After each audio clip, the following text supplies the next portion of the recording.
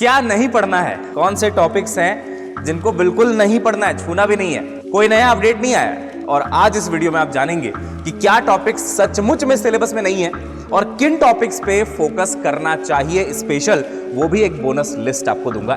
14 के 14 experimental skills के topics कराऊंगा भी, क्वेश्चंस भी कराऊंगा। क्या नहीं पढ़ना है, बड़ा इंपॉर्टेंट सवाल है भाई, है ना। कौन से टॉपिक्स हैं जिनको बिल्कुल नहीं पढ़ना है, छूना भी नहीं है, राइट। और ये सच्चाई है भाई, कोई क्लिकबेट वीडियो नहीं है कि लिखवा दिया कि नया सिलेबस का अपडेट आया एनएमसी से, ऐसा कुछ नहीं है।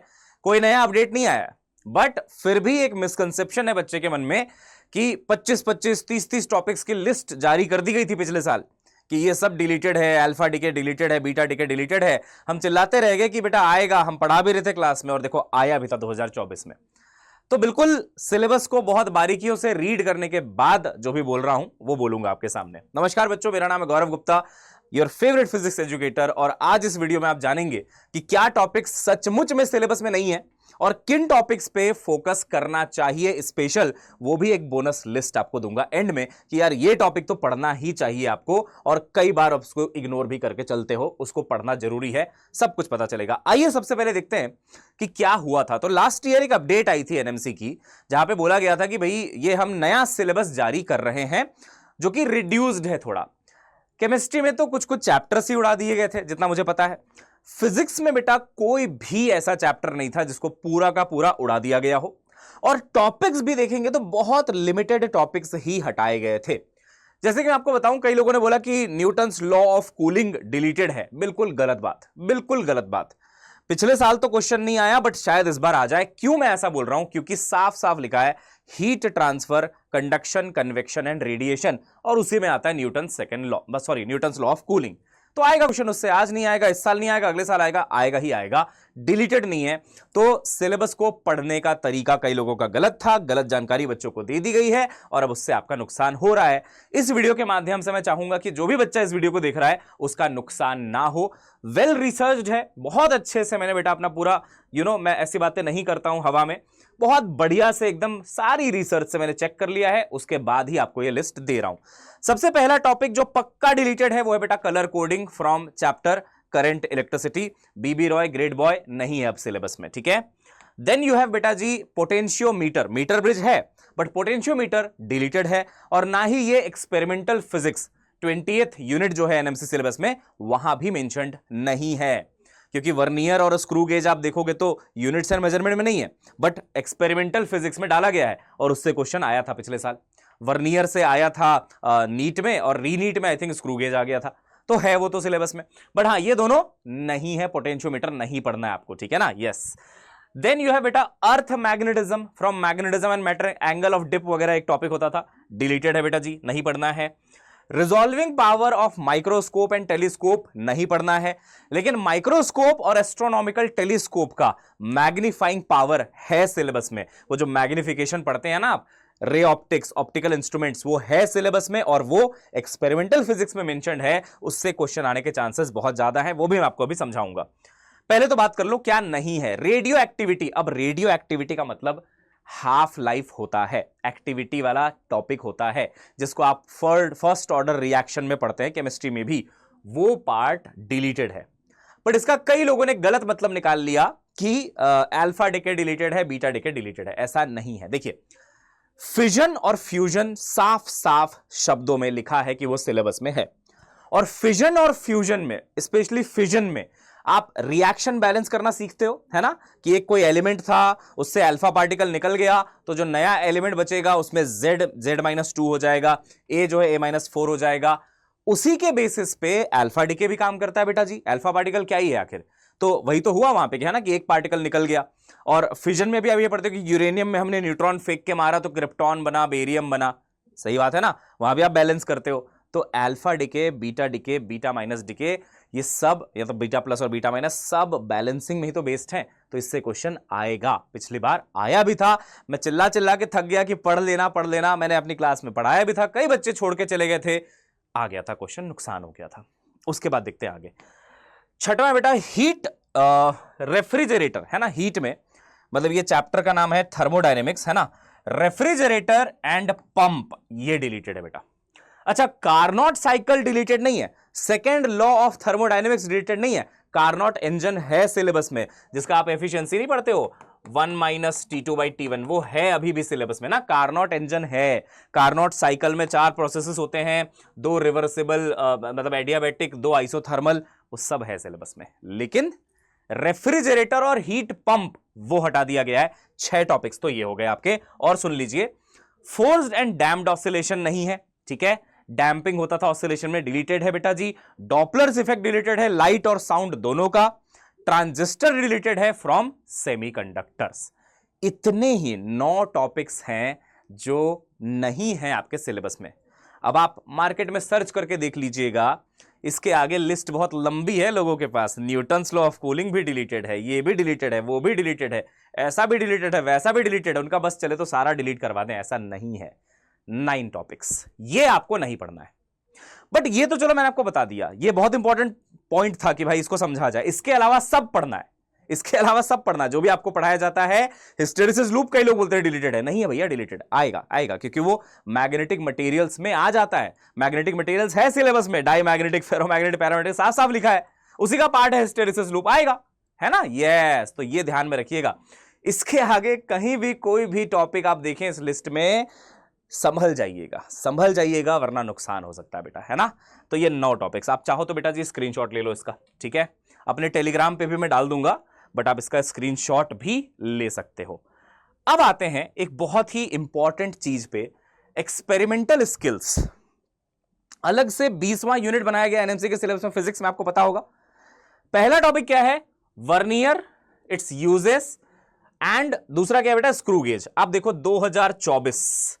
2024 सवाल आया था, रीनीट 2024 सवाल आया था, ठीक ठीक है, ठीक है, ठीक है ना। हाँ, अब बात करते हैं, यहां पे देखिए सरफेस टेंशन 2024 सवाल आया था, आपने देखा होगा सरफेस टेंशन, एक डिस्क रखा हुआ उसको उठाने में। अब मैं आपको एक बहुत इंपॉर्टेंट बात बताता हूं, जेईई मेंस में तो क्लियरली ये बात मेंशन्ड होती है कि 10% of the questions will be from experimental skills. They are following the same pattern even for NEET. सुन लेना, ये बहुत इंपॉर्टेंट बात है जो बोल रहा हूं। 10%, 45 का 10% कितना होता है? एटलीस्ट 4 क्वेश्चन तो कह लो, 45 का 4.5 होता है, बट आप 4 से 5 क्वेश्चन कह लो, इस लिस्ट में से पक्का देखोगे आप। कितने का लिस्ट है? 14 क्वेश्चंस, 14 टॉपिक्स का लिस्ट है, पक्का है। 4 से 5 क्वेश्चन लिख के ले लेना, इससे आएगा ही आएगा भैया। तो यहां पे जितने भी 14 टॉपिक्स हैं, आप छोड़ने का रिस्क नहीं ले सकते। पहले मैंने बताया कि क्या छोड़ दो, वो 9 टॉपिक्स तो आप छोड़ दो, बट इन 14 में से 14 आप कवर करके जरूर जाना।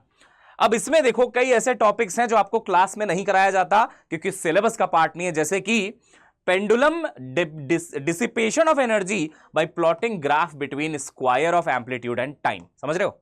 तो जो डैम्प्ड ऑसिलेशन था वो तो हटा दिया, लेकिन सिंपल पेंडुलम में एनर्जी का dissipation with respect to amplitude का स्क्वायर एंड टाइम, ये। अब आप बोलोगे सर ये टॉपिक कहां से करें? परेशान मत हो, परेशान मत हो, बहुत जल्दी 1 से 2 दिन के अंदर अंदर मैं एक्सपेरिमेंटल फिजिक्स का वीडियो आपके लिए लेके आ रहा हूं, ठीक है। अभी अनाउंस कर रहा हूं, डेट और टाइम अभी अनाउंस नहीं किया, एक शॉर्ट्स के माध्यम से कर दूंगा। चैनल को सब्सक्राइब करके रखना।